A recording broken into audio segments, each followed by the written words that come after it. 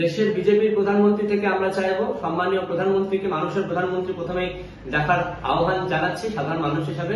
আমরা চাই পশ্চিমবঙ্গ সরকারের যে হকের টাকা, সাধারণ মানুষের টাকা যেভাবে কেন্দ্র সরকার দ্বিচারিতার মাধ্যমে আটকে রেখে দিয়েছে, 100 দিনের কাজের টাকা থেকে শুরু করে বাড়ির আবাস যোজনার টাকা, সমস্ত টাকা ফিরিয়ে দিই।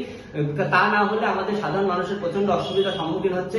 আমাদের মমতা বন্দ্যোপাধ্যায় এমন একজন নেত্রী, আমাদের পশ্চিমবঙ্গের অনেক লোকসভা কেন্দ্রে কিন্তু আমরা হেরেছি, কিন্তু কোনো লোকসভা কেন্দ্রের কোনো মহিলাদের দেখতে পাবেন না লক্ষ্মীর ভান্ডার থেকে মমতা বন্দ্যোপাধ্যায় কিন্তু দূরে সরিয়ে রেখেছে। তাই কেন্দ্র সরকার এইরকম দ্বিচারিতার মনোভাব বন্ধ করে সাধারণ মানুষের টাকা ফিরিয়ে দিক এবং স্বাধীনতার পর থেকে যেভাবে বর্তমান সময়ে দুর্দিনের ব্যবসা দেখা দিয়েছে রেলের মন্ত্রকে, সেই দিকে নজর দিক, সাধারণ মানুষের সুরক্ষার কথা ভাবুক। আমরা চাই না সাধারণ মানুষ কোন রকম অসহায়ের সম্মুখীন হোক, সাধারণ মানুষকে বিচলিত করাই হচ্ছে কেন্দ্র সরকারের কাজ।